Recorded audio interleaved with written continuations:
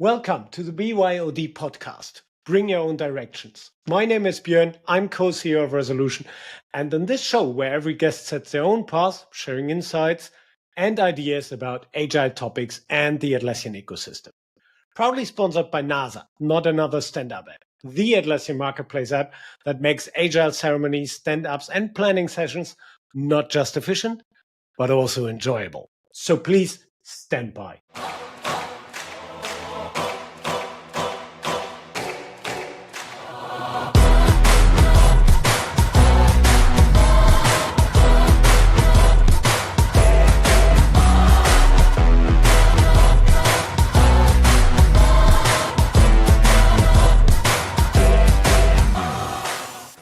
So welcome back. Today with me is Julie from Elements. So hi, Julie. How are you? Hi, I'm good, Björn. Thank you. Perfect. So it looks like we have the same weather, sun, or? Yes, we do. It's a very sunny day in Toulouse here. Perfect. Are you a winter person or more the spring, summer person? I would call myself a spring, summer person, but I also do like when we have snow in the winter in the mountains. I love the outdoor and nature, so cool. Any weather is good. Okay, this leads automatically to the next question: skiing or snowboarding? None. I'm terrible at on ski. My parents never took me, so I have to admit that I love mountain mostly for hiking and snowboarding and stuff like that. Okay, cool. So I read a LinkedIn post today from you. So you are the finalist for the actual Atlassian Partner Awards we are all in preparation of Team 25, which will happen in 3 weeks in Anaheim. So first of all, congratulations to be a finalist on this. I think it's the ITSM topic, I assume, or? Yes, it's the ITSM one. We are super excited about it because we invested a lot in refocusing the company around ITSM over the past year and now a quarter. And it would be really awesome for us to win, but also great just to be recognized as finalist because it shows that the effort pays off. So really happy about it. Cool, perfect. We did also together last year, not in person together, but with colleagues from your company Elements. We did this joint tour, Beyond Team 24 tour. And I was also, I think I presented your product 2 times because somebody was sick. So I know your product already really well. It was, I think, okay-ish for the customers. They asked a lot of questions and I took a lot of notes. But at the end was okay. But you mentioned now that you changed a little bit the structure, the strategy for Elements in the last couple of quarters. Maybe tell us a little bit more from the point now. Where is Elements at the moment and where you want to head to and where you're coming from? Okay, I start with where we come from. So we've been in the market since the beginning of the marketplace. In fact, we were part of the founding vendors that put the very first apps on marketplace. And over the year, we did great, and we evolved as a generalist vendor, like most of us, having apps that cater to different use cases and business needs. And at the end of 2023, we decided it was time with what's happening in our market that we made a shift. And we decided to make a bold move for us because we had history, we had expertise in ITSM. In fact, our first product, Vertigo SLA, we sold it to Atlassian and they turned it into the SLA engine for Jira Service Management. Mm-hmm. That expertise, but we never had a strong focus on one market vertical. And so we made that decision and we decided that from now on, we would only focus on this set of needs and customers, because otherwise before we struggled with innovating and launching new products because we saw different opportunities on different verticals and didn't know which one to tackle. And so we spread too thin our investment, whether now we're at a point where we've managed to internalize a lot of expertise around ITSM. We've managed to get back on track with innovation and launching new products, and we can talk about that a little bit later. And we are fully specializing and specialists around ITSM needs, whether with our historical mature products such as Connect or Copy and Sync, or with the new one that we've been launching, Pulse, that does XLA and experience management for Jira Service Management. And the newest one, launched just today, Elements Catalyst, doing a service catalog for Jira Service Management. Okay, cool. So I thought Pules was your last one. Okay, but then there's another one. You're definitely then a pacemaker in the ITSM abroad. Was it? Let's talk a little bit about the decision for focus on one vertical, because this is, I think, where a lot of app vendors or in general also you have the same challenge as solution partners, and it's valid for the Atlassian ecosystem, also for other ecosystems. There are approaches starting as a generalist, so doing a lot of different things. So that's what we are doing in cloud, for example. On data center, we had this pure technology focus on user management. So we took more an horizontal part, which exists on every customer, but one specific problem. So, but you at Elements made a different decision and said, okay, let's focus on more really the ITSM world, on all the challenges and all the nice things what you can provide to customers when they're talking about serving customers via service desks, omni-channel support, and all the stuff. I mean, it's a huge topic. So, but was it difficult to go in this direction? Because at the same time, it also means you shape the company in one direction and you potentially limit yourself in some opportunities in other areas. So was it a difficult decision, and what was the main trigger then for saying, no, we are going for ITSM? Yeah, it's a very interesting question. I think it was difficult because we tended to see opportunities everywhere. We also saw opportunities in other marketplaces. We saw opportunities across different markets. And at some point, we had to make the choice, because one thing that was very clear for the three of us as owners of Elements, Alexandre, Christophe, and I, was that we wanted to remain small company. What means small is a human-sized company. I don't know if you're familiar with the Small Giant book. It's a book that Nick from Easy Agile has mentioned to me a couple of years ago. And it's basically a guy that studied all of these companies that did go great instead of go big. And with our past Valiant experience, we saw Valiant growing big, and we realized that ourselves as people, we didn't enjoy it as much when the company grew big as we enjoyed it when we were operating a small and mighty company. So that was something that was deeply rooted in us, but also deeply rooted in the team. And I also wanted to remain working in a small or medium-sized company, human-sized. So we had this ingredient that was mandatory for building our next strategy iteration. And then we faced a challenge. We had tried to explore a lot of innovation opportunities, but every time when we came to the moment where we needed to decide whether or not we would invest significantly in it, we had no clear criteria whether or not it would fit our strategy on our portfolio. And we would always feel as a group when we were deciding on whether or not to go further, does it fit our strategy? Is it aligned? And that was a struggle. Whereas now, once we made that commitment to a space that's large enough for us to operate and be successful in, it's super easy to decide whether to guide teams where they should look for opportunities. And even within the ITSM space, we made a strong commitment, and we worked also on our mission to make sure that we really focus on customers-centric aspects, like that we connect service management teams with their customers on a level that create delight and value beyond expectation. That's our mission now. And refining that helped us identify the opportunities that we will be really super excited to pursue. So we will be effective, and also that we can add value to as well. Because when you focus on one expertise, you can add more value and you can capitalize on the value that you create.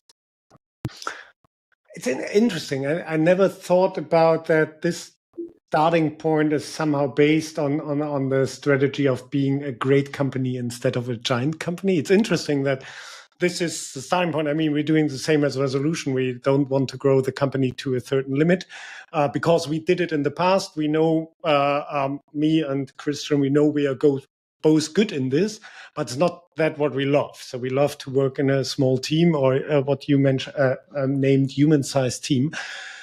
Interesting. But was then maybe a question aligned to this? I mean, the last 2-3 years, maybe also 4 years, in the Atlassian ecosystem, you had tons of acquisitions. So a lot of small app vendors, also in some cases, medium-sized app vendors, famous app vendors, were acquired from big famous names like AppFire, like Tempo, and so on. So means, for me, it was a little bit like that. Your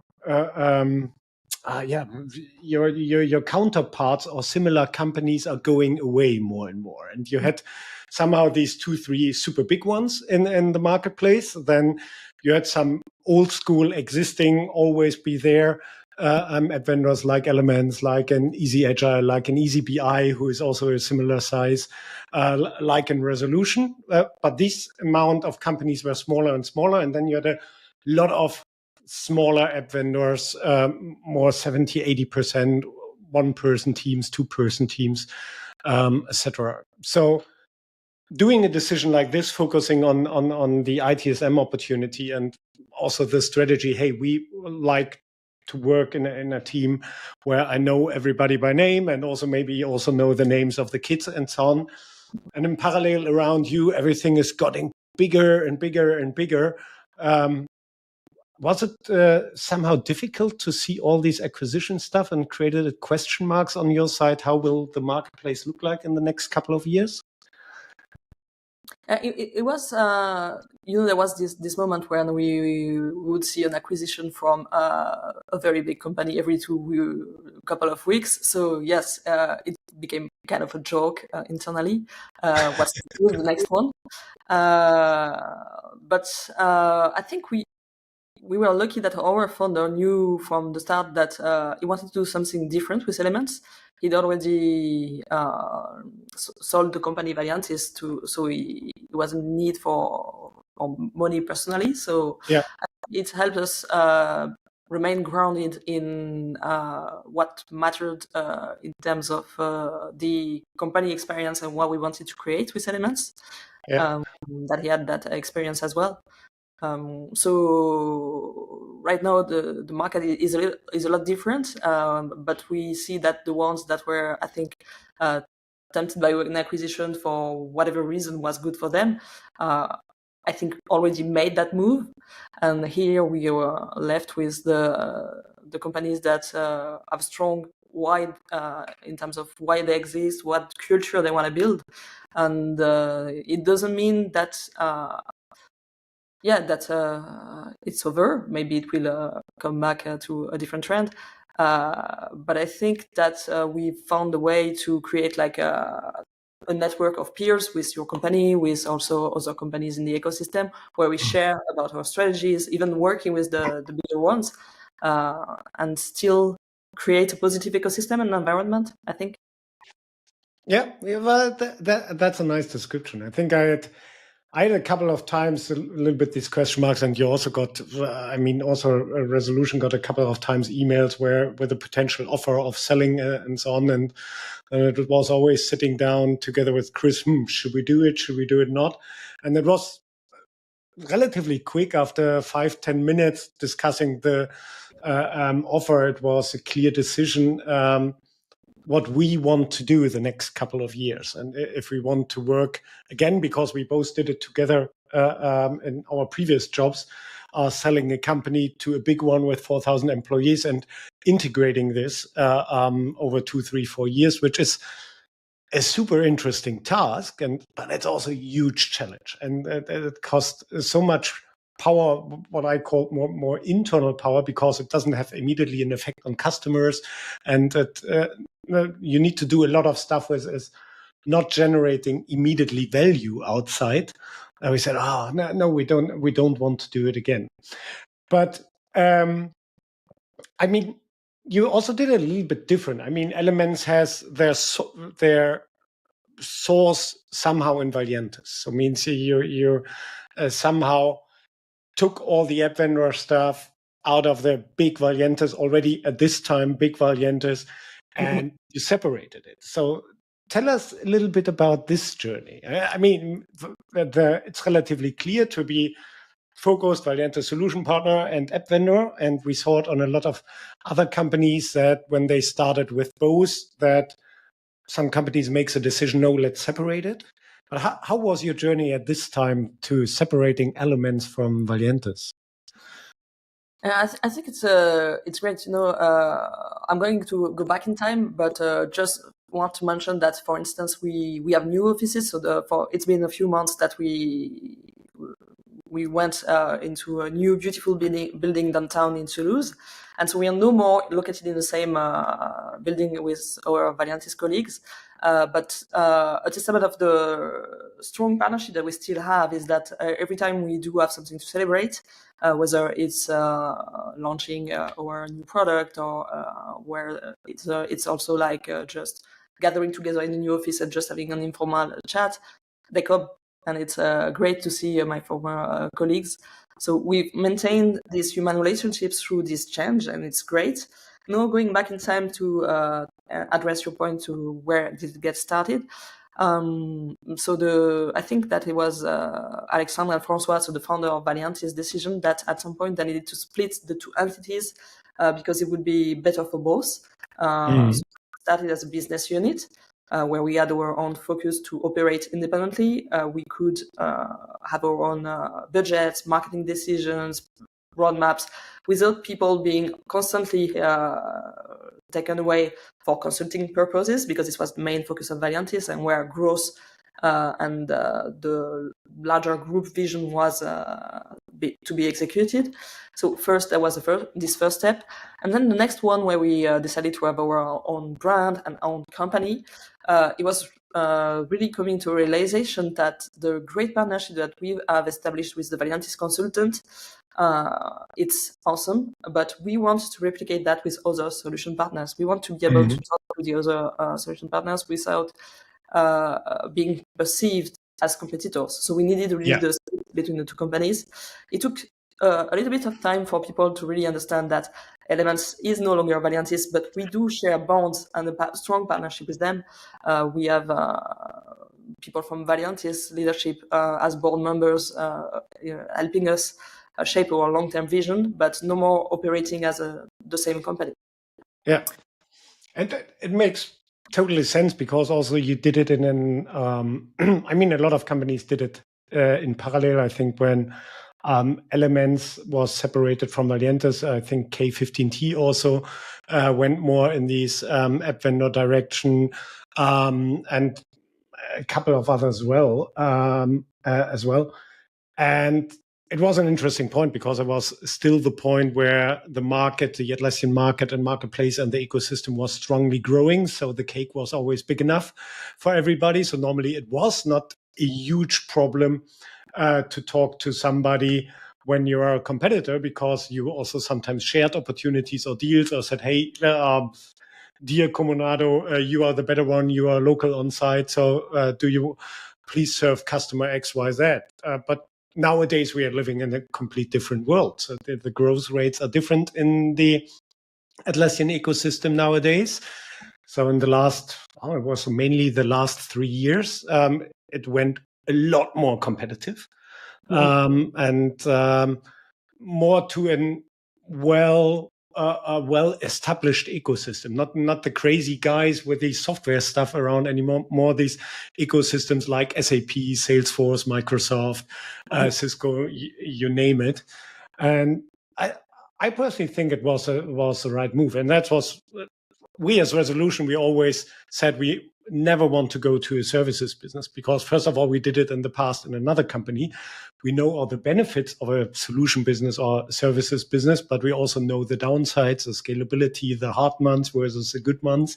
But we had also always the point, when we do solutions in parallel to apps, then we are immediately a competitor to our partner landscape. And at this time, I think similar as you, we dealt already with a couple of hundred partners. And when you then start to being competitive to them, you shut down relatively quick, maybe a good partner relationship. Yeah, it's an interesting point.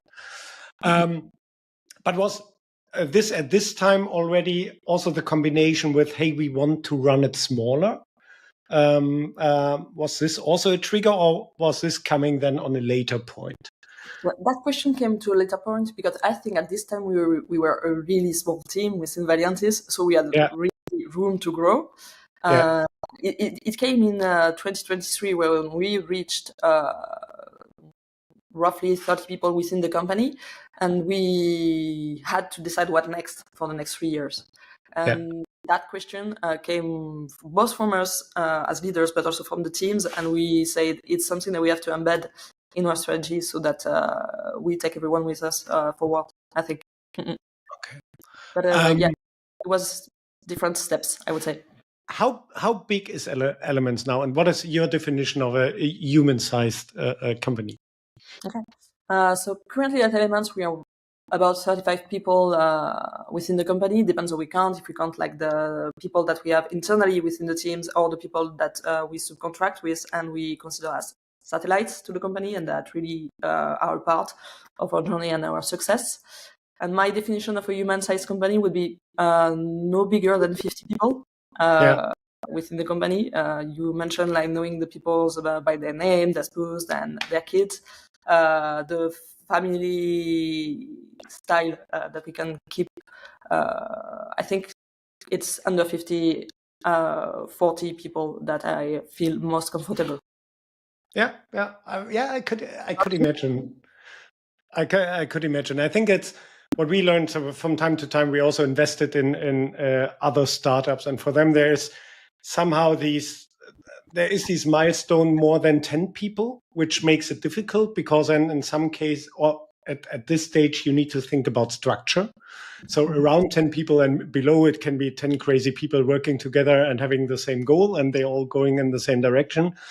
But higher than 10 people, you need to think about, okay, HR, accounting on a proper way. You need to do all the regulation stuff, which is necessary. But you also need to think about structuring. You have the first decisions in, is there maybe a team lead for something or whatever? And then it scales relatively well from 10 to 30, 40, 50. And then it starts 50, definitely, it's getting more complicated.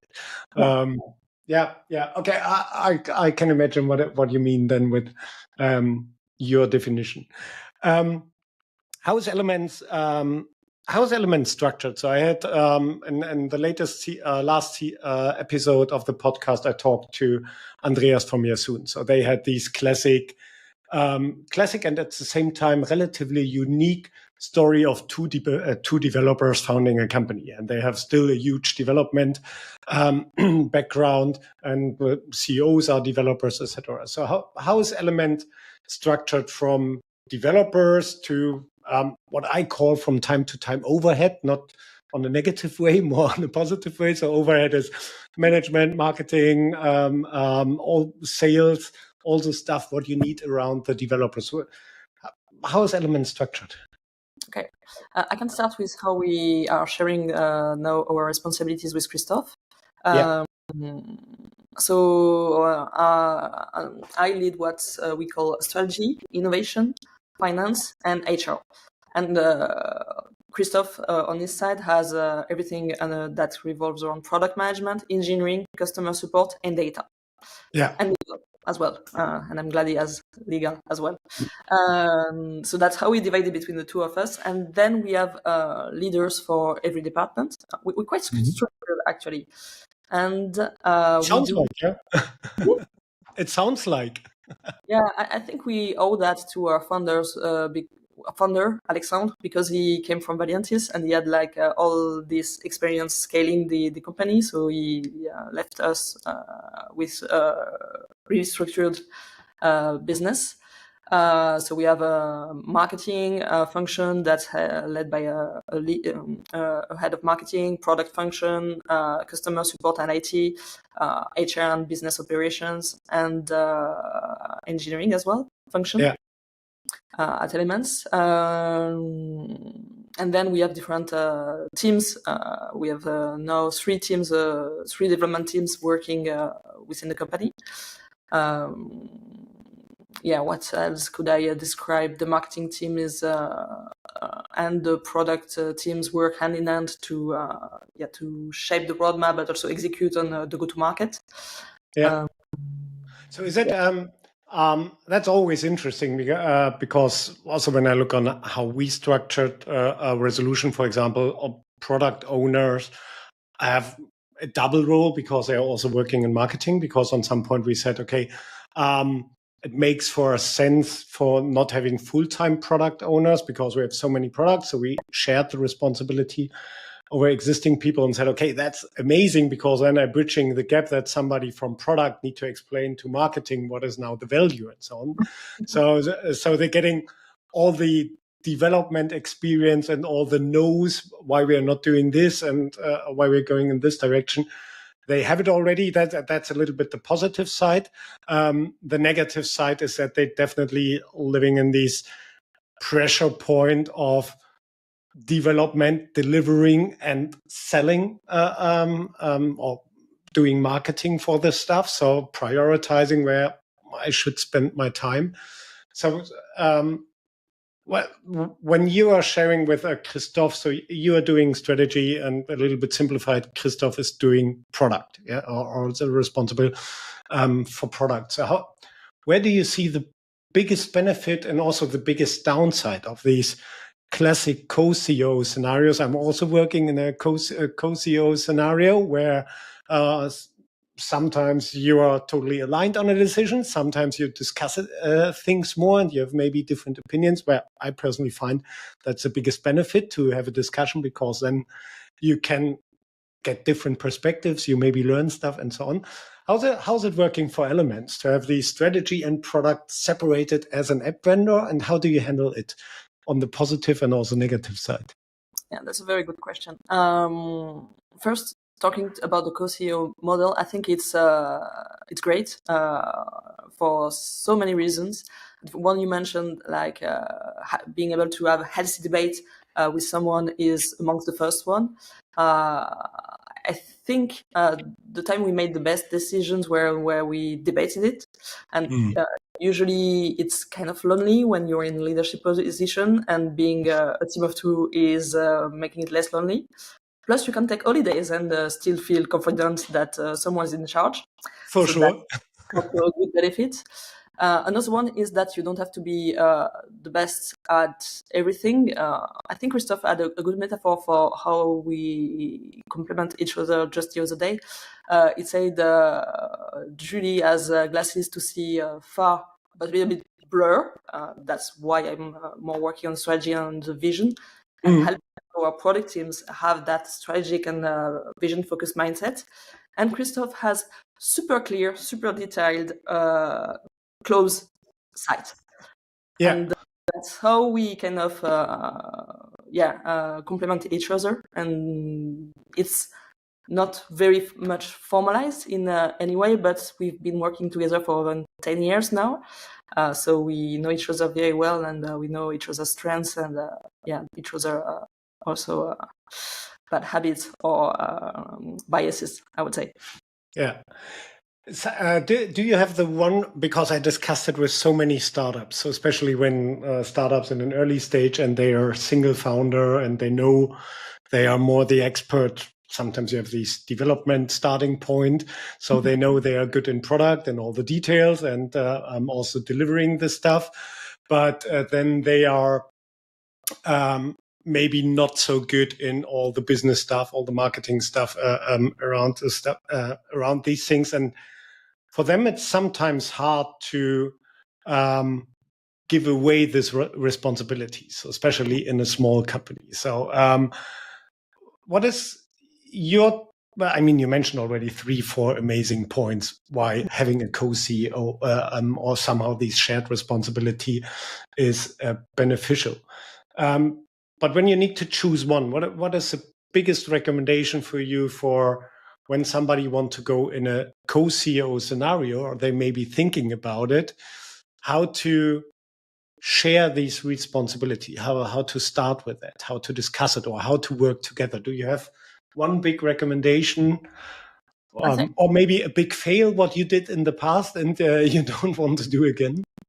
I think it's a huge bonus if you know the person at work. If you worked with the person already in the past, because you know the person's strengths and weaknesses as well.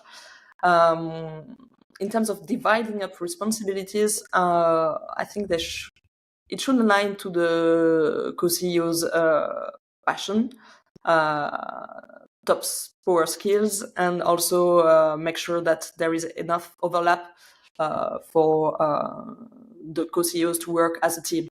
For instance, you mentioned product. Yes, Christophe manages our head of product, but I also have a one every 2 weeks with our head of product so that we can share and align, and I can nourish him with strategic insights, and that it brings him back feedback as well around our innovation program. So it's about this Venn diagram. You need to have 2 circles with an overlap and not just 2 divergent circles. That would be my advice is aligning it with the co-CEO's strengths is great. One example is Christophe is awesome with data. In the early days of Elements, I had data under me because with marketing we needed a lot of data, and at the time I had the budget and the bandwidth to have someone do data part-time. One of the best decisions we made was when we made data be a part of Christophe's responsibility. He's so passionate about it. Like in the evening, he can work data out, and so it's bringing him energy. But also, he brings so much to the function and to the people under him that I think it was a really good decision. That's an interesting point, because especially when you had data somewhere more on from the marketing trigger side. I mean, we all know as Atlassian marketplace vendors how the data streams work, how the quality is from time to time, how much you need to tweak to get a proper understanding. Okay, what is this data now saying to me? And but yeah, I can imagine how the benefit looks like. But this is an amazing trigger for the second part of the podcast. So because you talked about how you work together, and you also said, okay, that you have also a weekly meeting with product. So like always, I sent a survey to you. It always has a focus on agile meetings, stand-up meetings, but you said already to me in the preparation, okay, I take it a little bit for my meeting structure because you're not joining daily stand-ups, and you took it for your weekly meeting. So let me quickly share my screen and let's check a little bit what your answers are. So share screen, and here we go. Perfect. So I think the first part of the questions is like always about journaling, because it comes from that we learned on really nice way in the last couple of years that when you prepare meetings, your meeting is much better. So, but we also both know, I mean, we are working in a similar position, and this job often means for jumping a talk in some meetings without a preparation, understanding quickly, okay, what are the circumstances here, and then helping the team or guiding them in a specific direction, and so on. So you answered that for sticking on time and with the weeklies and so on, that you are more on the neutral position here. So what is your behavior, your weekly behavior to prepare the meetings with, for example, your product people, and how are they preparing the meetings with you so that you have at the end an effective meeting? Or is it maybe nobody prepares a meeting and you just figure out what we are discussing in the next hour? I have different meeting structures depending on who I work with and what the topic is. I think I've blended different methodologies for different meetings. For instance, in our executive meetings, we have something that's similar to the Agile questions. And I think doing this exercise made me think maybe I could focus a little bit more about where each leaders needs help within the team. I think it would help us have a little bit more empathy, but we have the same structure where we would share the updates with what's going on within the team and what were the successes, what are the pains, things like that. It's not fully Agile, but it's inspired by Agile. And we also have, so that's where we prepare, but we also have room for topics that we want to discuss. And we use a lean coffee format for that, which means that everybody come up with topics they want to discuss, and then we vote for the topics. And that's very interesting because it's helped us manage to get to talk the topics that were either the most urgent or the most important for the group, because we are now quite a large leadership team for a vendor company. And for us, it's worked well. For instance, this structure. I do have more formal meetings with more formal agenda point where I require people to come up prepared, or more informal ones, depending on who I work with and what's the agenda. Okay.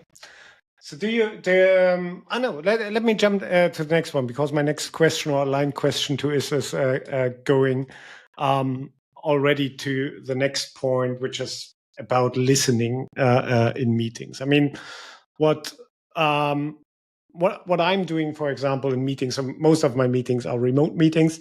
And I focus heavily on the videos of all the attendees. So because I try to figure out who's active listening, who's doing some Slack stuff in parallel or checking emails, and I try to motivate them also for active listening, also when it's maybe not their perfect topic. I mean, it's always balancing in a meeting that one person is not boring 10 other persons to death with a detailed discussion.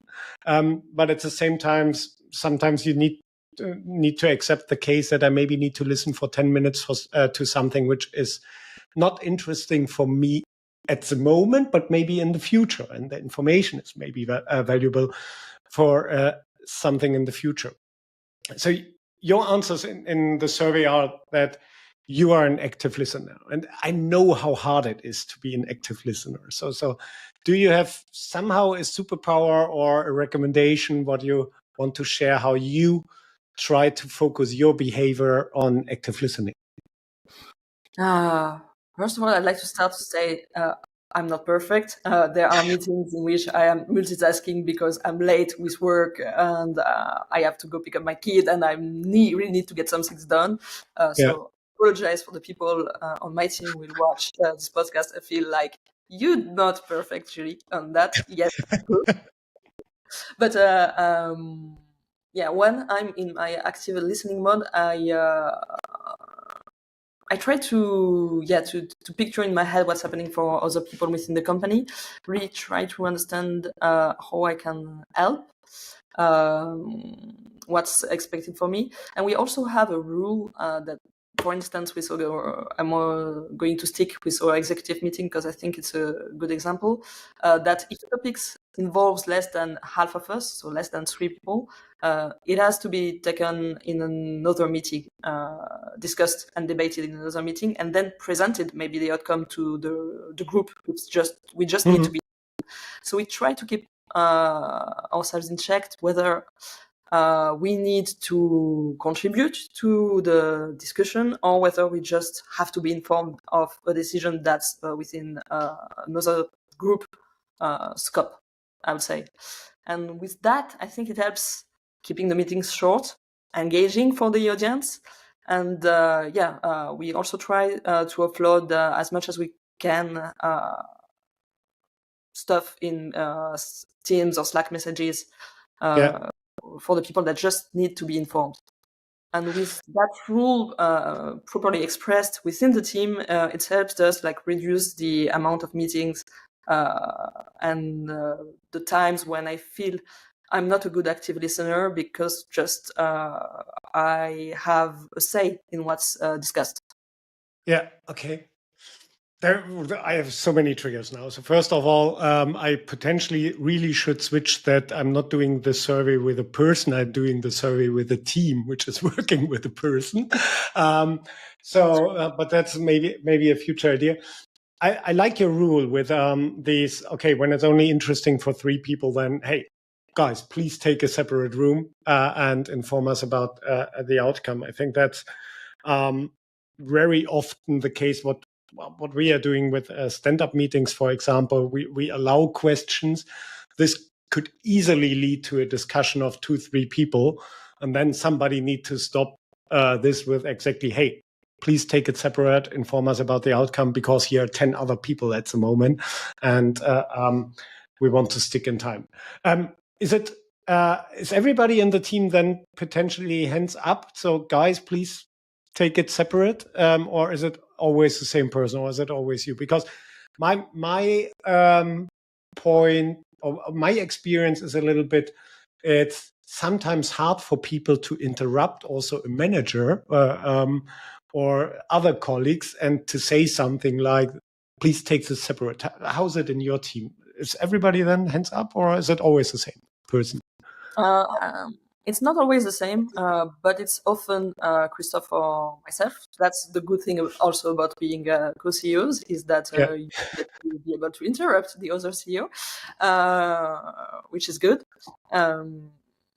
But it happens that people that report to us would interrupt us in meetings and say, hey, I think it's something that you should discuss elsewhere. And when people do that, that's great, because it allows us to stay on track with what's the agenda for the meeting. Yeah, that's also what where I always try to motivate my team or the teams. Hey, come on, please tell me when I'm going off track. So we are all humans. It can happen to everybody. The value of meetings. I mean, you mentioned already that you also try to balance which informations are shared in meeting and which one are maybe better in a Slack message or a Teams message, and so on. And I mean, I asked here the questions a little bit focused on stand-ups, and we will come to this point in a second, because you are not joining stand-ups to being up to date, as I learned. And you said, okay, you have different meeting structures depending a little bit on the topic. But you also said, okay, you have your weeklies. So what is, when we look a little bit to the value, what people want to achieve, like having short feedback loops, understanding the work output of a specific team, or are we still on track with specific goals? How do you structure your weeklies to achieve exactly this, that you're getting the whole stuff, what happened in a condensed way, in a summary, but still enough information that you can work on strategy, for example? So how you structure your weeklies? It's very interesting. You're talking about weeklies. I would say we have different meeting cadence depending on how much detail and how quickly we want to adjust, basically. Okay. So, for instance, we have we use OKRs. So we have a plan this year with ambitious goals, and we set our OKRs for just a quarter. And we have a quarterly review, and there we go in depth into our business results and the initiatives that each team took to achieve these results. We also have a monthly review, business review, where we will check metrics that are actually worth checking every month. And we report that to the team through a live Q&A session where we explain where we're at, how are we performing, well, bad, and what's working. And then we have the weeklies or bi-weeklies where we get more operational updates. It's more output focused rather than outcome focused. So it really depends on the on what I want to achieve with the meeting. And I think the dailies are great for operational teams because they allow them to course correct very quickly. And the question I think I ask myself whenever I decide for a meeting cadence is, how fast do I want or need to course correct if I need to course correct? How is the information going to evolve over time? Does it need to be quickly addressed? Will I have enough information by tomorrow, or will I have enough information by next month or by next quarter? That's how I approach that. That's I think a super valuable recommendation, by the way. I never thought about meeting cadences based on the question, how quick do I need to course correct it potentially? That's a really good one. I like it. So because a lot of people, or what we're discussing with organizations, also based when we're discussing the Not Another Stand-Up app with them, is what is the right cadence for a sprint, and then all the aligned meetings and so on. And we changed it, for example, for resolution 1.5 years, or 2 years ago now, when we switched to 4-day week, because we realized, hey, our sprints are now so short, there are not enough working days. It makes no sense to have these super tight cadence. Let's stretch it a little bit. And we played around with 4 weeks. At the end, we ended up with 3 weeks, because that was somehow where we said, okay, when we do something stupid in one sprint, 3 weeks are acceptable, worst case scenario. But it also gave enough time to have meaningful results. And that's, I think, where, based on this course correction, it's where we also try to motivate our team always, when they work on something, work also quickly on the visible stuff, because this allows other people, other stakeholders, to get a feeling about it and to giving feedback. So when I have it often when a developer is working on technical depth stuff for a couple of weeks, then I can't get an idea if he's going in the right direction or not. Then it's maybe our technical lead can judge on it and so on. But yeah, it's interesting with these course correction stuff. I like this one. So what's the reason for you not joining? Well, I mean, you can, let me ask it different. You can open up this story, and I see it on some managers. I'm also doing it in some meetings, or joining stand-ups from time to time to be a little bit informed in real time. So what was your point for saying, no, I'm staying away from stand-up meetings from the devs, for example, or product, and I go more to other cadences and so on? So what was your point for not going in this real-time meeting micromanagement way? I start with a story from back in the days where we were a smaller company. Back then we were like, and I see that as I sometimes tend to think of a company as a living organism. And back then we were kind of this one cell company where everybody would attend to the daily. So I back then led marketing, and I attended the daily, and I would share my updates to everyone, so everybody was know of what I was doing. And then we kind of dividing ourselves into different cells. Marketing went outside. Then we had different squads, and they all have their meetings cadence, etc. So I think it's as your organization mature, you only have so much time and energy that you can and updates that you can absorb, and it's really about this impact or course correction thing that I do not attend dailies. Also, it's because when you evolve into a management position, it's kind of a Schrödinger effect. If you're not in the room, the team considers itself as an autonomous cell, which is what we want. But in the room, the relationship is different. For our innovation program, we have a different approach. We have a shared room. We are not called managers within this project. We are called sponsors. So you're taking a different role somehow then? Somehow we have a different role. Yes, we are coaching the team, we are guiding them, what we are letting them make their own mistake. It's kind of a startup within the startup. That's how we approach it. And so within Accelerate, our innovation hub, we have before we launch, we have a meeting cadence where we meet with the team, but they share what they've developed and they're thinking, and we're here to help and advise. And here it makes sense for me to be there, but not on daily basis. And if I want to hear, maybe I'm missing on the team's struggles or daily struggles, and that's kind of the drawback of my choice. It's kind of that I can fall into the the actor-observer bias, when you think you're not acting on something and you do think it's super easy. I did some work in my house lately, and I realized how hard it is to make sure things are done properly, enjoyed. I wanted to do this experience, and I think it helped me a little bit relate again to the struggles of making stuff and the unexpected, and making sure things fit together. It's kind of a good metaphor for engineering or operational work. But these kind of details I get at the coffee machine. That's why I go to the office. I go to the office to talk to colleagues and see how they feel, what's up, and listen to their day-to-day and their struggles.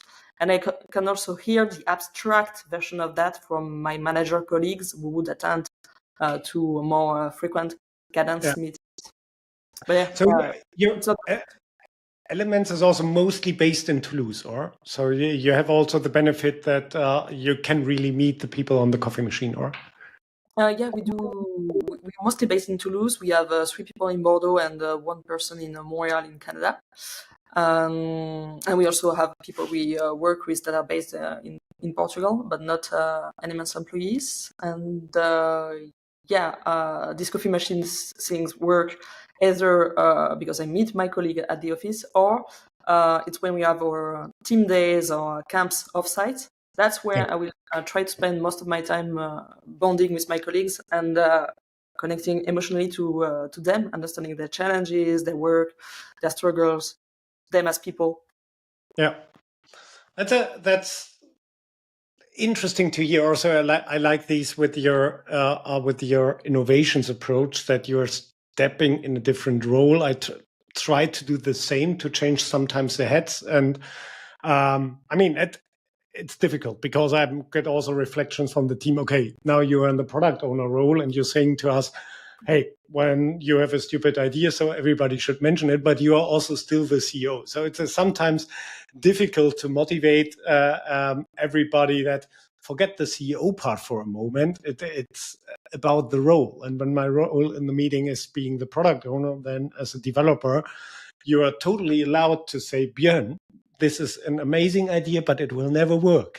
So, and then we are back to our point that when somebody is debated or discussed on a good way, then normally you end up with a better result. And that's, I always find it a little bit frustrating when I see that people avoid discussions or debates. I mean, you can also discuss things to death for sure, but it definitely, when somebody has somehow good or negative feedbacks on something, it always should be discussed. Interesting. I learned a lot already about your meeting culture. I think I really, for me, the changing point is these thinking about meetings and these, okay, what is my cadence for course correction? So that's an interesting approach. So third part of the podcast is always you are allowed to bring a topic. So we learned now a lot already about elements, about your journey, how the team is structured. So podcast is bring your own direction. So what is your D? What is your directions? My D, Bjorn, is differentiation. Oh, nice one. Explain it. Why you have chosen this? I chose this for so many reasons. I chose this because of the timing of now. I think it's a time in our industry, in our ecosystem, where we need to differentiate from the competitor next door. Our industry has evolved into a mature ecosystem, like we discussed. And it's a time where we need to make sure that we are the best solution for a very well-defined set of customers. And that's what differentiation is all about. And I chose this also because I come from marketing. It's always been my passion to understand customers, why they buy, and why they keep using and keep placing their trust in our company and in our product. And I think it's a valuable topic for people that would listen to us to talk about, because it's a moment where we need to differentiate as marketplace players. Okay, so have you? I mean, I talk at the moment to a lot of marketplace vendors. I was last week on the Jira or Divinity Jira Day and met a lot of solution partners, also marketplace vendors. And you mentioned it already. It's a moment, a different time as it was a couple of years ago. And I totally agree. I think 2025 is potentially the most challenging year for the Atlassian ecosystem for thousands of reasons. Have you found already the holy grail of how to differentiate from all the others? Because that's the question mark what everybody has at the moment. How to stand out? How to? When I talked to Andy from Yasun, for example, they said, and they are also super in the niche. Yeah? So they decided, okay, Yasun is a company for integrating Office 365 and Jira, or more. How he said, we are integrating Jira in Office 365. So that's their differentiation. But he also explained to me, for many years, just the marketplace was enough as a channel, as a communication channel. People found the app, you have your description, that's well done, some good screenshots, buff, enough. And he's at the moment at the same point of saying, okay, I see that this is going down. So how can I now differentiate my communication from other people in the marketplace? What should I do more, and so on? And that was a little bit his future challenge at the moment. Do you have at Elements already this holy grail scenario done, or are you still experimenting? Oh, surprise! I don't have the holy grail, but Sad. I hoped for good guidance now. I do have some tips learned through our journey of growing and evolving the company through these times. These are experiments. These are things that I think have worked for us.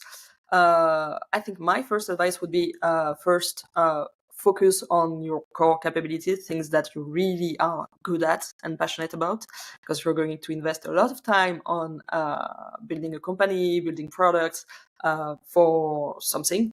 So work on your why, work on where you excel at, and also be very aware of what's happening around you, the trends, the opportunity. For instance, with our new app Pulse, we noticed that there is a shift between the traditional model, the SLA one, where people expect you to do something within a certain time frame.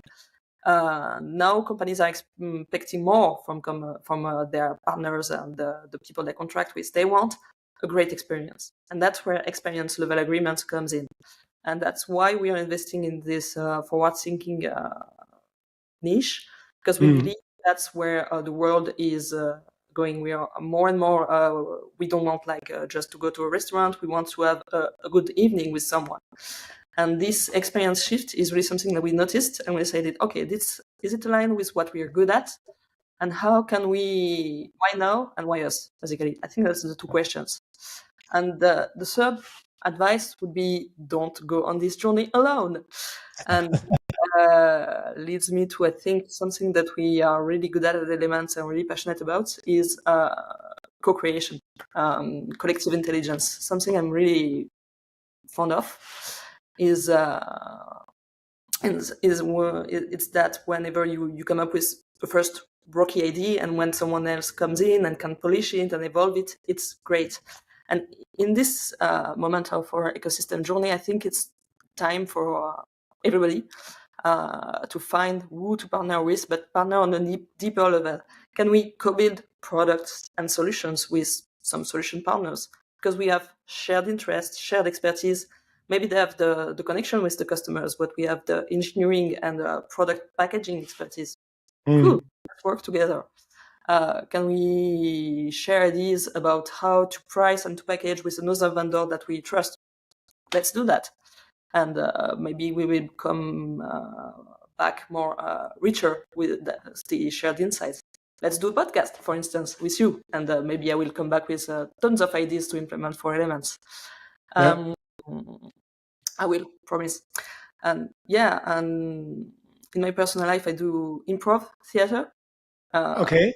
Yeah, and I'm always fascinated at what happens when you put two people on stage. They have no clue what they are going to do. Yeah.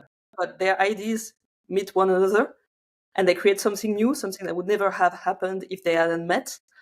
So that's where I think we could, as an ecosystem, create more values for our mutual customer, is by coming together and sharing what we know and what we're good at, and seeing what happens. I think that's first of all, I'm impressed that you're doing improv theater. I was not aware of this. So, but I think that's what I see a little bit the last 2 years also when I look on all the events. And for example, we said this year we are limiting ourselves this year a little bit. We are not going to every event because we say, okay, it's always a big time effort at the end. And also the events are relatively the same nowadays. You have always these good ones like the Jira Divinity Day, where I strongly believe it's one of the most important events in Europe. But you have other events. I don't want to blame specific events where I saw them now a couple of years and they are always the same. And what I deep dived a little bit in the direction, and I think that's a little bit missing in these marketplace, solution partner, customer ecosystem, is that so many solution partners and marketplace vendors have amazing scenarios, what they created for customers, which is normally known as use case, but very often just two parties create a use case. And that's also why I enjoyed so much the BYOD Team 24 last year, because 4 or 5 marketplace vendors, including Elements, came together and said, hey, let's think about these use cases. But I think in combination with solution partners, it's still rare. And it would be so interesting for customers to understand more what have other companies in my industry done with the Atlassian stack. And maybe I can reuse the same solution or parts of the solution. I think these are, there's no good platform yet for it to doing it. I mean, Atlassian is trying it at the moment with solutions. So every marketplace solution partner is pushed to write down all the solutions and to define the solutions. I personally think that makes totally sense. It has a ton of benefits. But what I don't like so much on this approach is that this is focusing more on solution catalogs. Yeah, so it leads to the point that one size fit all stuff, and at the end, it's often sales or consultant and or customer enablement to think about stuff, but you are ending up anyway with a customer in an individual solution as a solution partner, and the customer is buying then a la carte because every customer is different. Every demand is slightly different. So I think the interesting point where these solutions and differentiate is a really, really good one. My hope is that when all the solution partners are coming up with their solutions and different approaches to that it's not looking too similar, because I have a quote from a friend, complete different topic. He said many, many years ago, are you guys in Berlin, you are trying to looking so individual. Every person tried to look so individual that everybody looks the same at the end. So, and that's a little bit the picture here. So when the whole ecosystem is going at the moment in the solution approach, how can then somebody differentiate again? So what is your take on this? How you're doing this? I mean, you have the clear ITSM strategy and working area, so this gives already a direction. But you potentially have also the small challenge that ITSM is always a hot topic. At the moment, it's also a lot about DevX, so Atlassian is putting another topic on the main plate. So how do you think Elements will handle this in everybody's trying to differentiate? How can you be more differentiated too? It's a very interesting. So I think you cover two very interesting aspects in one question. The first one is, can we be a victim of our differentiation, like differentiating for differentiating and creating something that nobody cares about and nobody wants really to buy just because we want to be different? Yes, we can, but that's where the feedback loops with the market are super, super important. And then it's about not resting on our laurels and thinking, okay, I'm differentiating now. And gravity happens and other people will come and you will get undifferentiated. Yeah. Striking a balance isn't easy. My take would be that and what I'm really passionate about is that you get to evolve your positioning, you get to evolve how you market yourself and how you differentiate over time. It's always a pursuit. It's never ended. You will never be right. For instance, right now, one of my missions is to explore where we could go next and where we shouldn't go next. What should be the next refining area? First step was ITSM, great. But through this journey, we learned that what we cared most about within ITSM was the customer-centric aspect of it. How can we improve the customer experience, the experience that a company has with its customers? So it's so good they want to praise them for it, that they want to recommend them. And we work not through our existing apps, but also through new ones to provide value for that, unlocking that value. So I think it's a continued journey about reflecting about why do I do what I do? Why do I exist as a company? And how, who cares about that? And how can I improve, or can I refine that as well? Yeah. It's all pursuit. Right now, continuous process. So it's not these, okay, every 3 years I have these differentiation tasks, then I do it for a couple of months and then I can put it again in the backup. That brings me to an interesting point. I mean, Atlassian is giving marketplace vendors and also solution partners this year a lot of new tools in the hand to differentiate. So it's, it was it was published on a community page anyway, public, so we can talk about it. There was this huge RFC 60, so that's the headline of all the people who went into it with ideas for different pricing models, where Atlassian asked for feedback. They got a lot of feedback, and at the end, it looks like they are doing it anyway. So I think they take the feedback as valuable, but it feels a little bit like the plan was anyway done. So it was, you can like it or not, but we will execute it anyway. In this RFC 60, and we see already upcoming things, it's also combined with other things like app editions are there. Bundling will come. We have multi-instance pricing is coming now, where tons of partners, customers, everybody has question marks at the moment over the ad. And this will be combined this year and the next couple of months with more pricing models like the decoupling of ITSM, Jira Service Management, and Jira pricing, plus these classic user pricing, where in the future a company can decide, I just want to license these 10 guys here in my 10,000 user instance because they are just using it, which will bring a lot of complexity in this whole ecosystem. Because nowadays, I strongly believe that the simplification of the pricing model, that I can go at the moment to the marketplace, I see an Elements app, I click on try it for free, it's immediately calculated what are my costs, and I put it somehow in my cost structure, and I know, okay, that's what I'm paying for that. So this will not work in the future anymore. It will be more complicated. But Atlassian believes that this will have a lot of benefits.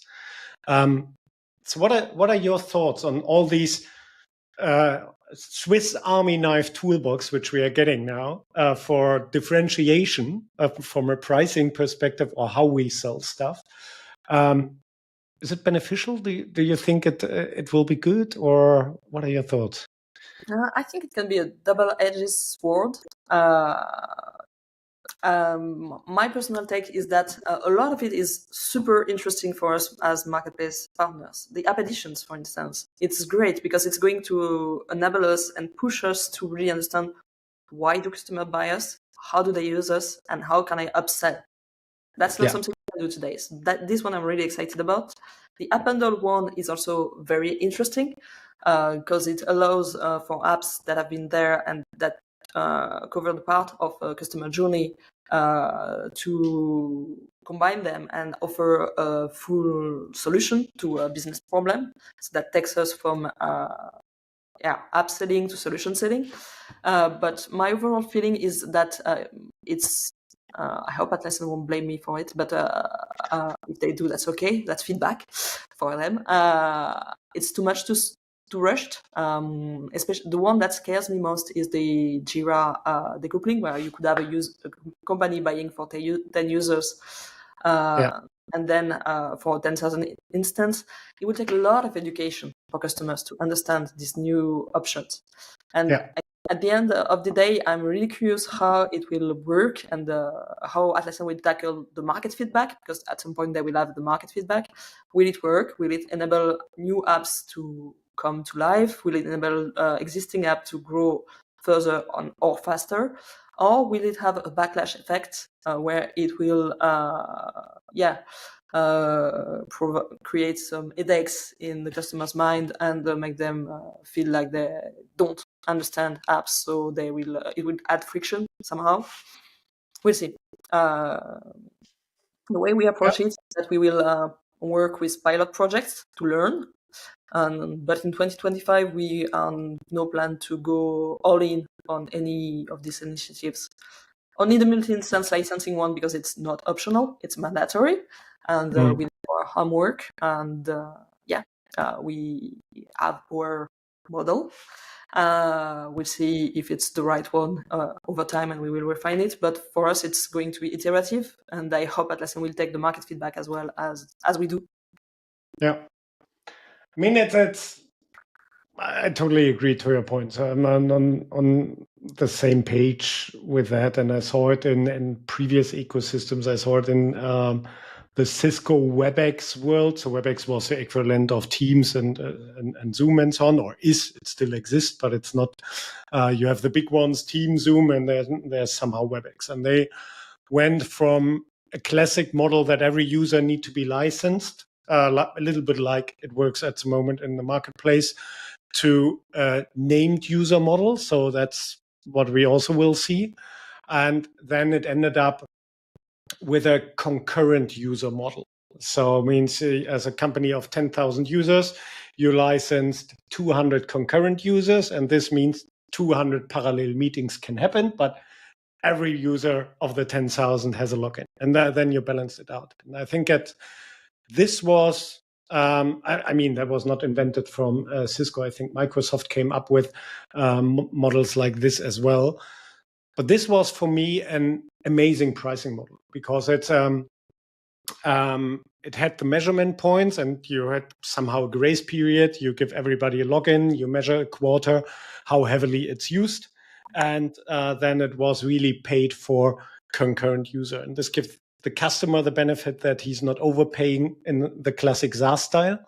But at the same time, it also allowed the vendor that, hey, that's the value what I'm delivering, by the way. When I want to increase my revenue with customer XYZ, then I need to accelerate the adoption. I need to go to the other teams. What is their benefit? I need to understand why 80% are not using my tool.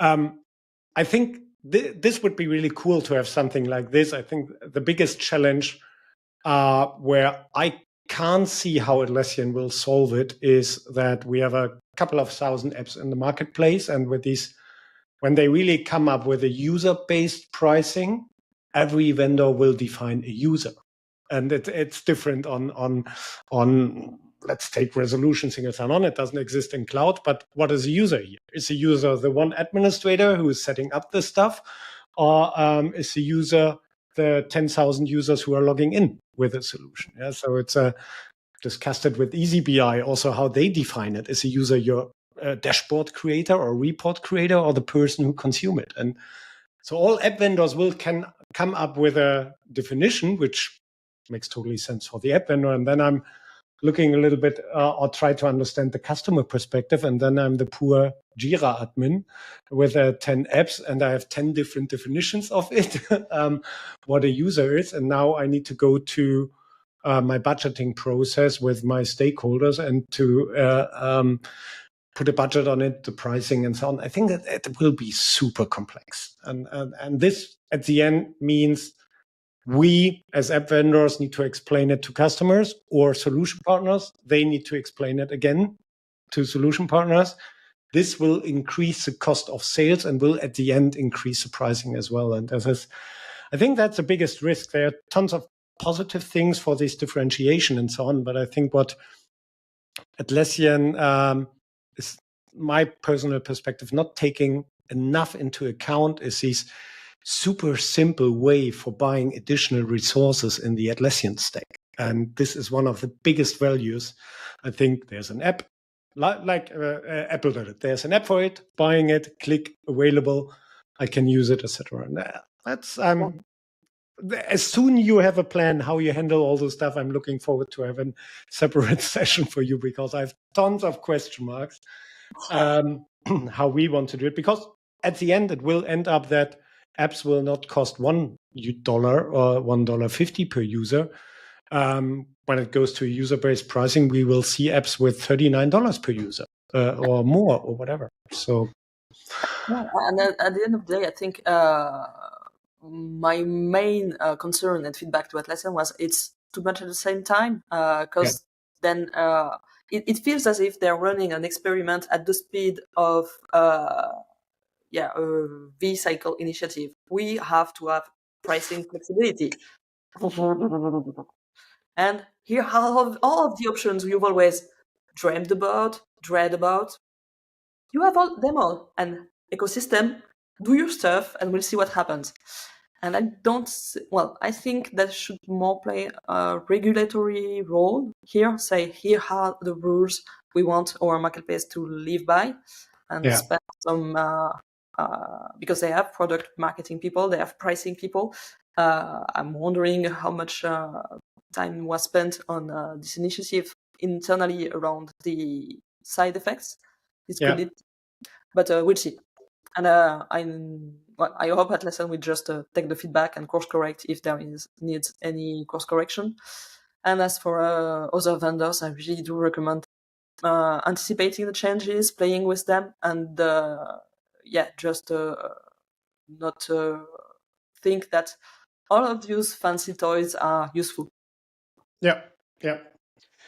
I think it is. I talked today to a person, I can't name the person, but there was also an interesting aspect because this person said the last 2 years, Atlassian pushed a lot of customers to the cloud. And I don't want to discuss it if it's good or bad or whatever. It's simple the fact. But it generated somehow the scenario now, or the status quo, that we have tons of customers in cloud, but they haven't adopted cloud totally yet. So because Atlassian pushed it so hard in some cases that, yes, we migrate now, and these customers still figuring out, okay, what's the value now? How can I use it? And so on. And we see tons of effect on it, that customers on cloud have less apps installed as on data center, for example, because they're still working with that, but there are tons of other reasons, like Atlassian is also replacing app use cases, etc., AI, and so on, you name it. But to your point, and I think that's a really good point, you always need to look on the timing aspect as well. So you can't do everything at the same time, because this can end up relatively quickly that you overwhelm your whole customers, the whole ecosystem, etc. And then maybe a good plan fails. So just because the timing is not right. And That's by the way the first time that I'm hearing the timing aspect in all these discussions. What I have, but it's a super good one. Interesting. So differentiation. Do you see as? I mean, you were in the past super close with Valiantis. Valiantis is one of these solution partners who's 100% Atlassian focused. So you said already, okay, we are 100% ITSM focused, and you have a lot of experience in the ITSM place with the apps and so on. Have you ever thought about to check out other marketplaces, other solutions where you can share your experience as an app vendor on, I don't know, the HubSpot side, the Monday.com side of the world, the SAP, Salesforce, whatever side? So have you ever thought about it, or is it no, Atlassian's fine? We've done more than thinking about it. It was actually part of our refocus shift that we decided we would close that door in 2023 for the next 3 years. Reason being, we experimented with a lot of ecosystem. We experimented with Salesforce, with Zendesk. We ran research on other ecosystems. At the time, Monday wasn't as mature as it is now. And basically, we didn't find a recipe for success in this ecosystem, the Zendesk one and the Salesforce one. The Monday.com wasn't as much. It's not the Monday of today. It was the Monday of 2019, so very different. And so we thought that we should focus our energy first on this journey of refocusing and building an expertise, and we couldn't, if we wanted to remain small and effective, focus on too many areas. So that doesn't mean we don't look at other ecosystems. We talk from time to time with you guys or other companies to feel of what's going on. But from at least until the end of next year, we will resist the temptation so that we build that business expertise that we lacked. And I think once that, maybe we would consider moving to other ecosystems if that's the right timing or the right fit. But otherwise, we found that it was a lot of energy to be involved in multiple ecosystems, and it didn't allow us to excel at any ecosystems because we got spread too thin in terms of technology expertise, business expertise, relationships as a small company. So that's the choice we made. So far it's paid, but I'm not saying it's forever. It's just for this 3 years that we decided, let's try that. That's cool. And that's an amazing bridge to the last part of the podcast, to the 0612 podcast. So because you said, okay, that's not set in stone, but let's check what your plan is for the next couple of months and for the next 12 months. So let me share again my screen. So you answered a couple of questions in the preparation.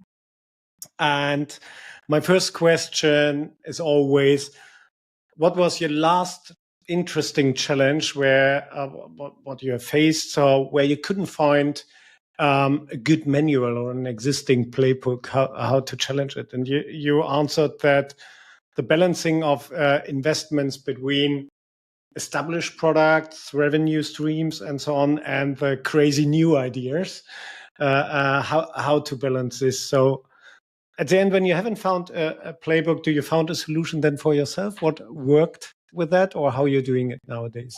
I'm a firm believer in continuous improvement and trying stuff and then getting feedback, whether through colleagues or the market or feedback. So over the years, we've tried several approaches for that. I think the one we have currently has, obviously, its cons, but it has a lot of pros because it was really a struggle. We have like our existing revenue drivers, the ones that were born in the pre-cloud world, and where we have a lot of customers, a lot of effort to put to migrate them to cloud, etc. And we also need to build new cloud-native apps that are more long-term investments. And we always get to a point where it's challenging to know where to put your energy and in order to balance the short term with the long term.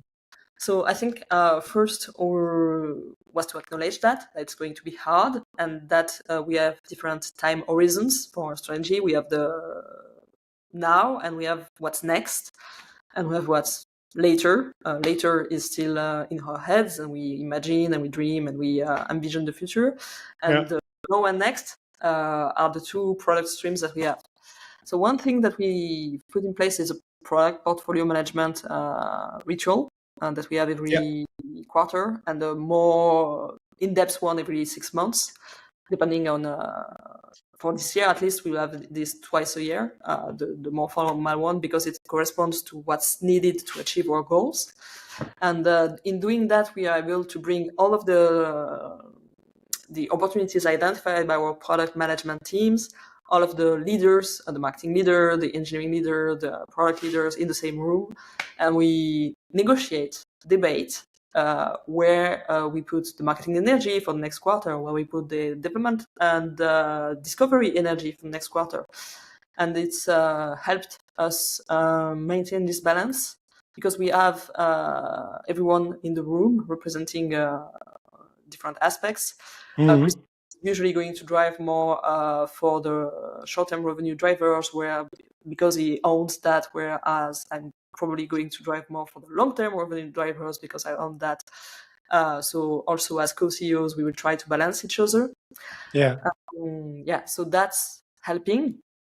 And the other thing that also helped us is to have a different work stream for new products.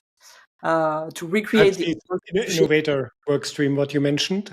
Yeah, the accelerate one, where we have we give ourselves an amount of time maximum that we want to spend on initiative before we go live, and we focus on delivering something within 8 weeks, for instance, of development. Before that, we have steps where we investigate different problem space. We do a design sprint. We do stuff like that.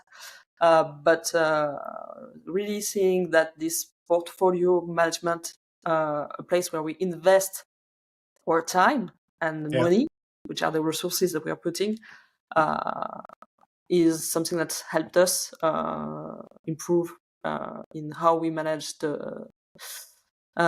this tricky challenge of where to put our energy in existing products or new bets. I think was one question was Elements Pools also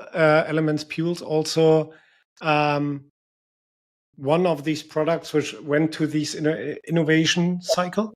Okay. Yes, it's the first one that we designed through this Accelerate program. We worked with customers, solution partners. We really embraced the design thinking approach to involve them in the design of the app. And it's been super effective. We mentioned how in course correcting design of the product at the time, and in getting feedback early, not developing something to get feedback, but showing mockups, for instance, to get feedback, etc. I think I like the approach. I mean, that was exactly the app what your colleagues, your team presented on this Beyond Team 24 tour. And it was after seeing the presentation sometimes, and I had also the product in our demo instance and played a little bit around it. The interesting point for me was that in this first version, this classic MVP version, it was a super simplified product. So it was nothing complex on it and so on. But at the same time, this whole XLA approach, where and I worked many years also in the ITSM stuff. I did sales and project management for a service desk who handled over 45,000 tickets per year, and we sold these capabilities to other companies.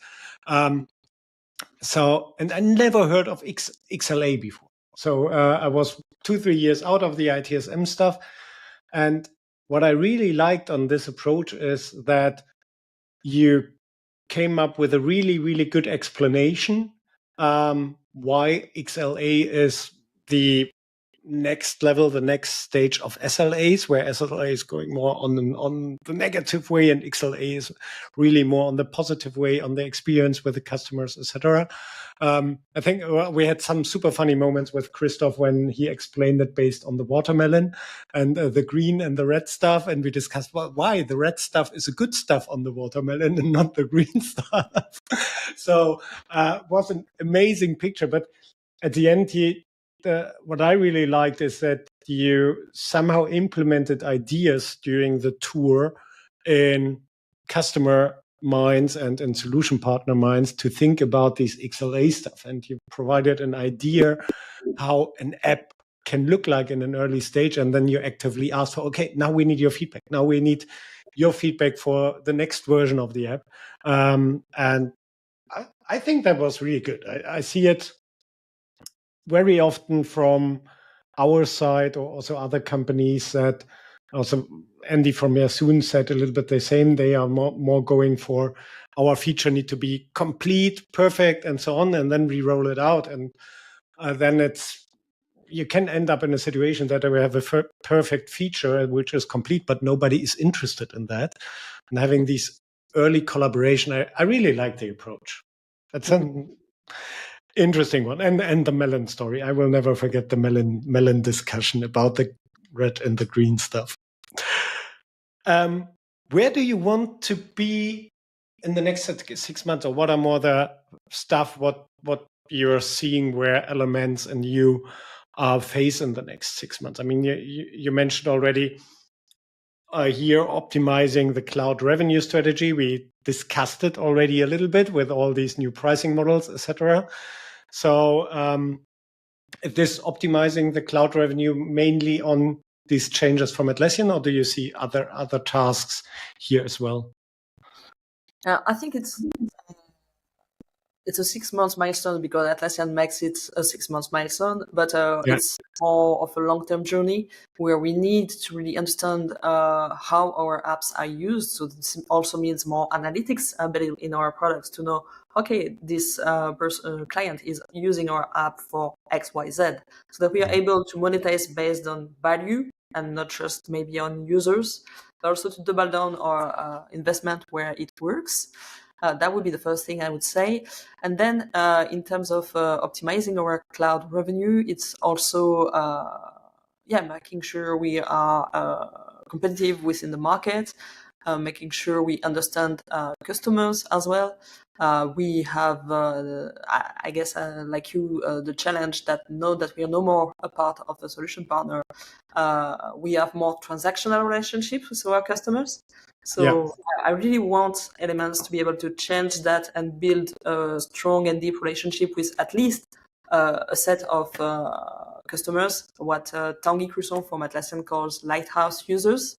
Having the small amount of customers that we partner with to design and imagine what our product should look like in the future. And it's also a lot about this monetization challenge, the editions. How can we leverage that to create more value for a certain set of customers? The bundles, how can we take that opportunity and create full-blown solutions around certain business needs that currently aren't easy for customers to face because here and there. Yeah, this is the number one challenge that I highlighted here. The interesting point is here that it changed a little bit how the marketplace worked in the past. I remember on sentences from some founders when they launched the first app in the marketplace many, many years ago. The most impressive moment was when the first transaction came in, somebody bought your app, a company from Florida, and you have nowadays these customers, in most of the cases since many, many years, they're loving your product, but at the same time, it's super hard to get in contact with them. And there's also the pressure point that what I explain to customers or also other people, I also can't talk to all my customers. When my goal would be to talk to all customers, so we have over 3,000 customers, then I need a huge customer success team or a huge sales force for getting all the influence. And at the same time, we have also this wish of getting more airtime from customers for feedback, for being part of designing the next versions. What we're doing from time to time, that we contact our customers and saying, okay, we want to share with you our Figma designs for the next version. We want to understand if this would fit your needs. We also did our super straightforward since over 12 years in the marketplace, that we collecting every feature request, it's properly stored, it's aligned to the development tickets, we're giving early indications to these customers. And this is so helpful. This feedback is so super valuable that you not develop around customer needs. No, you develop direct for customer needs. But at the same time, it's also what you said for other topics as well. It's a continuous process because it's so difficult to include them and to creating these lighthouse customer community. So it means, as a shout out to all customers, please answer to our mails when we want to have your feedback. No, my reconciliation with that is because obviously you can talk to your customers through data and analytics, but that's only part of the story. And then I've always wanted to have this big user community. And then over the past months, I came across the articles that Tanguy Cruson and his team wrote about their lighthouse users, and they only had 10 to build Jira Product Discovery. And that made me reflect. And you know what? I said to myself and to my team the other day, let's not aim for many. Let's aim for deep connections with a few. And that's, I think, more achievable. And that would bring us the quality insights that we need. And so I'm aiming for a few deep connections that I will make, hopefully, a team and over the course of the next events we attend. Yeah, I mean, on the cloud side, we also have still the challenge on the data center Summit product, because it's still a super technical product. So it was just one focused persona, the Jira admin. So means you had immediately this connection point between developers and the administrators. So on these super technical products, it was never difficult for us to create these lighthouse group, because you also send them beta versions of the app for testing and so on. And we still have these customers, and I'm super happy that they collaborate with us on the way that in some cases we have customers, they sending us parts of code, what they want to have implemented, because they know the app so good. But yeah, I think it really depends on the product also. It's in some cases, when you have the technical stuff, then it's somehow easier to get to create these small collaboration community. As soon your product is going like our stand-up app, for example, where you have complete different personas, you have the Scrum Masters, you have the meeting attendees, and so on. It's much harder as a marketplace vendor to get these airtime, the contact who's really using your app and so on. So I'm looking forward to it. I like the idea. We are working on similar challenges. I like your point with, hey, let's not go for 50, let's go for 10. And I think we could easily find them, but and we also work and talk to several customers through interviews, etc. But just the fact that we do not put too much pressure on the amount, but we really put pressure on the quality of the relationship. For me, it's a shift that I think will enable us to co-create value with them much more. Yeah. So what we started now, it's super fresh. I think the groups are still empty. We started for our products to have also LinkedIn groups, and we invite people to these LinkedIn groups. And that's a little bit our hope, to get more insights also on how they use it and sharing their problems, because that's sometimes a little bit sad in this whole marketplace anonymous way for selling a solution, that you have the communication way support, which I love. It's important. And I always hope that every customer has our support in mind. When they have a problem, please open a ticket. Then since a couple of years, you have the chat on the website, which also works amazing well, where we can get in contact with customers when they really struggle as a user of our app and not as the admin. And then you have the marketplace review, and you're getting a marketplace review when somebody is super amazed or super pissed off. So, so that's a little, there's very often 1 star or 4 stars, but nothing in the middle.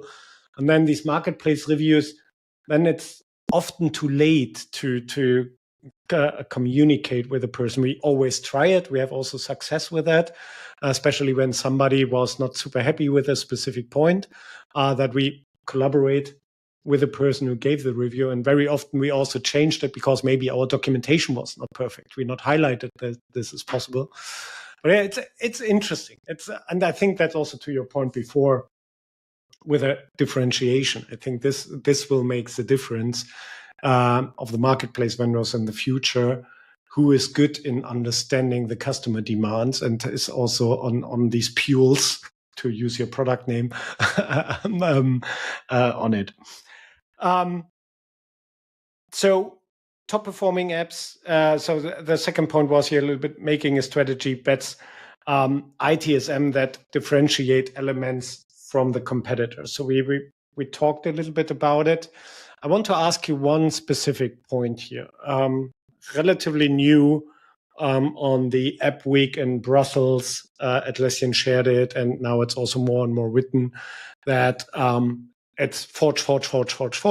There is now also a timeline for, and I like Forge, so I'm not, I really like the Forge approach. But there's also a timeline for end of life of Connect now, more and more. And Atlassian is also here putting a really tight timeline to all the app vendors now again. But I don't want to point out the timeline. I want to ask you the following question. Do you believe, and it could be a yes or no answer with a small sentence behind it, do you believe when every app vendor is working with the same tool set Forge, that apps will be more or less differentiate, more different or less different in the future?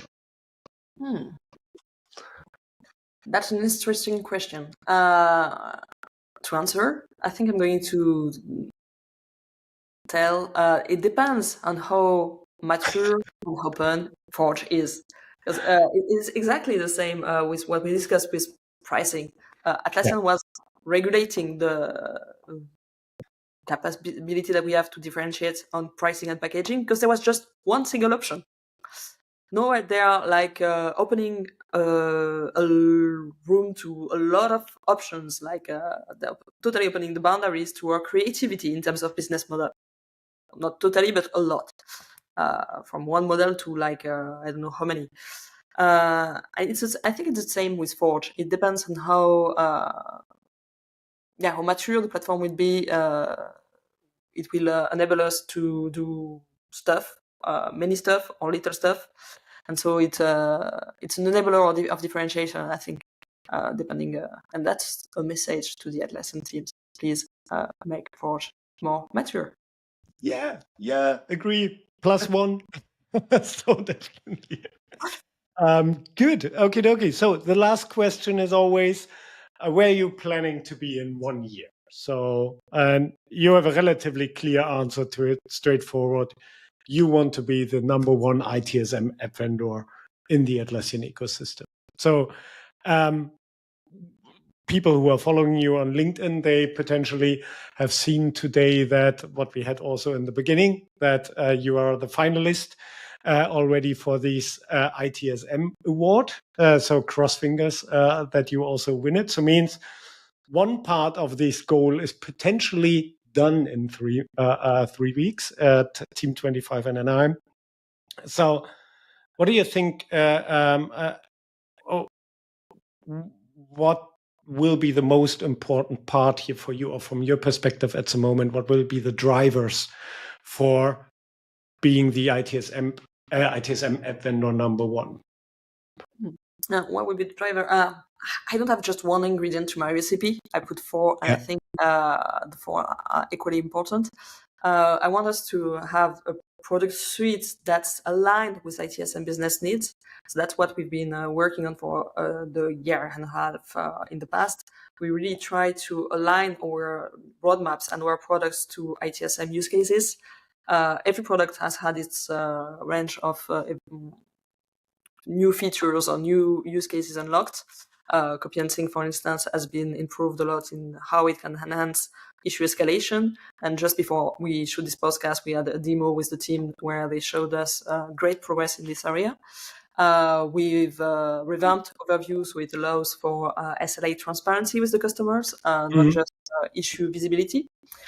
We have evolved how Connect is bringing in new customer data inside Jira in new ways so that agents have a lot of context when they tackle issues. So that's the idea now is to with this idea of suite is really to try to see where 1 + 1 = 3 with our products. This idea of bundles or suite and solutions, this is something we're currently working on. The High Velocity ITSM Award, we hope we'll get it because we've been investing so much in transforming into this go-to ITSM vendor that we want to be, and also helping the community grow in ITSM. We've partners with solution partners, but also with ITSM leaders outside of the Atlassian world, been to so many ITSM events that I think we have some things interesting to share with the Atlassian community around that. So let's hope we win. We really want to deepen the partnerships with solution partners. Not every solution partner will be a fit, of course, but we think we have ideas and projects that we could potentially work with them on solution design and solution selling as well, because it's where this two motion can help. And to conclude, culture is also super important. So we want to really reinforce the culture we have at Elements. We work on our values as well, to have values that, because we have values that we've inherited from Valiantis. They're great. They've guided us for a while. But right now we're in a moment where we also need to transform again as a company, because the markets demanded it. So what are the values that we've inherited and are good to keep, but the ones that we need to take us further in the next version of Elements, the 2027 version of Elements? And how can we embed them in our day-to-day so that we really live and breathe these values? It sounds like a really, really good plan. I think that's also to your solution partner thing, and what we learned together on the tour where you joined and also Resolution is that working with solution partners is that ITSM is still a hot topic. I think it's so normally you have these discussion points from vendors. They coming up with something, then it's highlighted maybe a year or 2 years, then it's going down, and the vendor, Atlassian or whatever, is coming up with the next thing. But the whole ecosystem is still adopting the old story. And these stories can have complete different lifetimes. And what I really like on this whole ITSM approach, also with the success of Jira Service Management, clearly, I think was many years one of the strongest products from Atlassian with the biggest growth rate and so on. And it is also an interesting topic where customers have a lot of demand, solution partners have a lot of expertise. So it has already a super long timeline, and there's no end visible at the moment. So I really cross fingers that you're successful with that. I mean, we as Resolution, we know how beautiful it is to be the number one for a specific solution. We were many, many years for single sign-on, and we also created the family around user management, and that was the topic, and that's also what customers valued a lot, that these are the experts for user onboarding, maintenance, and user offboarding, and they have different solutions for that. So, and we still develop on this solution also when it's a data center solution, doesn't exist in cloud, and customers are still happy that we innovate these existing solution because we are solving problems for them. And I think this is the main part here. We are coming close to the 2 hours.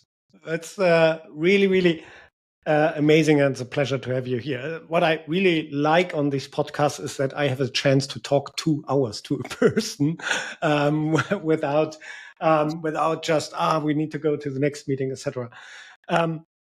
Julie, it was perfect. Where can people meet you next in person? I think Team 25 Anaheim. You will be there. Yeah, I'll be at Team 25 Anaheim. That's where people can meet me next. That's for the next event I'll attend for the Atlassian community. And if they want to meet me at an ITSM industry event, I will be at the site / MSP show in London in May as well. So Okay. connect there. And yeah, that was And talking to you. Really enjoyed the show and the questions, the conversation. thank you very much. And we learned that you are searching for lighthouse customers. So it means everybody who's using Elements, Elements Connect or Pules or the new one, reach out to Julie. Perfect. Thank you very much. Thanks a lot for your time. It was a pleasure. It was a lot of fun. And yeah, I see you then also in Anaheim. Yeah, let's see each other in Anaheim.